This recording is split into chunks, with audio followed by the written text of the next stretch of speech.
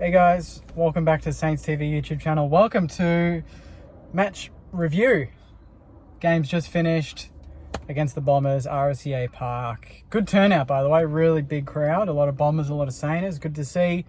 And most importantly, good to get a win in the lead up to round one. Like I said in my preview, I thought it was really important that we came out and we didn't put down a statement or anything, but we just showed a lot more than last week, because let's be fair, last week left us with more questions than answers, and tonight it looked good. You know, it looked good for the most part. The first quarter was a bit shaky. They had the wind and they peppered but just couldn't kick straight, and I think had they kicked straight the game could have been different. But I thought after quarter time we really lifted. Our pressure was excellent. We laid 70 tackles today, and just key standouts. Rowan Marshall was a monster today, close to man of the match. And another player that I really focused on over the off-season, and I said I really wanted him to have a big year and lift and be a starting 22 and a really important player, was Hunter Clark. So special mention to Hunter Clark. 26 or 27 disposals today. Again, really lifted after quarter time. Ben Patton was, you know, a player that last week I wasn't really too keen on off the wing, and today he seemed to be everywhere. I thought Mason Wood was exceptional. And you look at the youngsters, you know, Mitch Owens, Mateus Filippo. There's a lot of players there that are going to excite Saints for a long time, and one of them is Marcus Winhager. But unfortunately, I saw very early, was standing right next to the race, went straight down the rooms, came back out with a bag of ice, and from reports that I've read online and people DMing me and letting me know, it looks like, I don't know if it's an actual broken hand. We'll have to get that confirmed by the club, but it's some sort of hand injury, and hopefully it's something that can resolve itself in the next week or two and he can play round one. But if not, Brad Crouch, you know, today, I think he had 35, 36.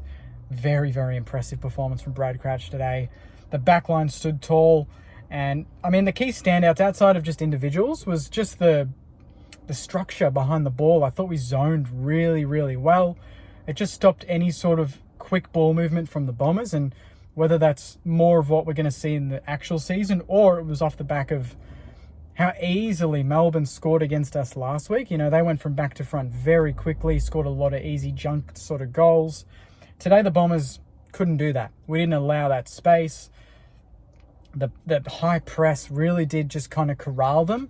And even in the first quarter, when they were peppering, there were periods in that quarter where we kept it in our area, in that forward half zone for quite a while. And you just wonder if we have the players like Jack Hayes, King, Membry playing, where we would then convert a lot more of those chances. So I think today we saw a lot more of that blueprint of what Ross wants to do. And it just felt like a Ross-type game. Even in 09-10, you look at some of those games, we were scoreless in the first quarter a couple of times. And after that, we just lock the game down. The team doesn't score a single goal after that. We kick 10, 15 goals, and we win by 40 or 50 points. Today, they kicked a goal in the first and kicked maybe 3 or 4 more for the rest of the day. We go on to kick another 10 more or whatever it was, you know. So after quarter time, it really turned into an arm wrestle.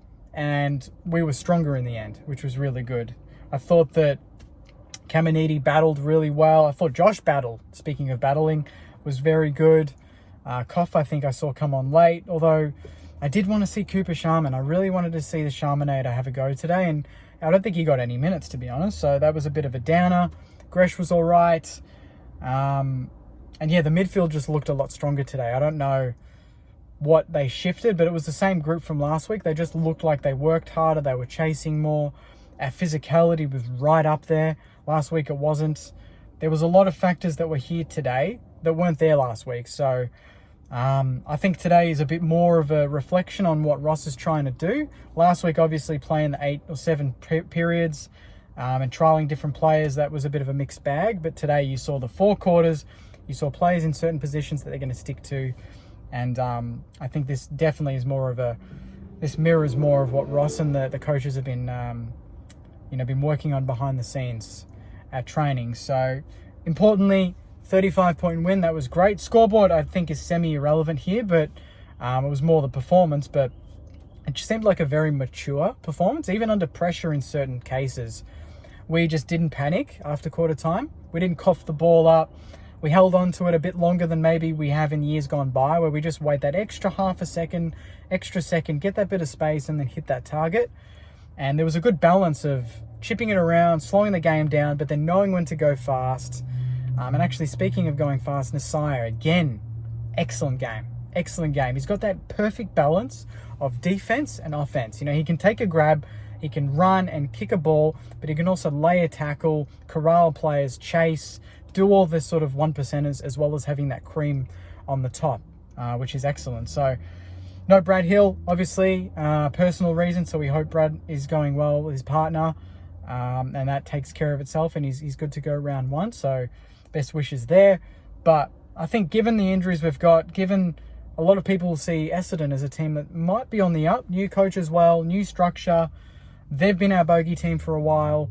I think it's really important that even if it is a pracky game, that we put down a marker and we get some positive momentum going into round one. So that's kind of my thoughts. Not really a specific sort of review, but it was more how the collective looked today for me. And the collective looked pretty good, pretty confident. And most importantly, you know, we just got a bit of momentum going into round one, which every team wants. You know, you want to be going into round one with a bit of confidence, knowing that you've done the work and you can see it paying off. And last week we didn't see that, but today we saw it, and I'm just really excited for round one. You know, whether people think we can make finals or not, that's irrelevant. Round one's around the corner. We took care of the Bombers, and come on, it's good to take care of the Bombers, even if it is a pracky game. So I'll leave it there, saying it's a bit of a brief one again, but hopefully from round one onwards we'll be doing some more live reviews, so stay tuned for that. But let me know your thoughts in the comments, and as most importantly, please like, comment and subscribe, and I'll be back during the week for some more content on the game. Take care, Saners, and go you mighty Saners.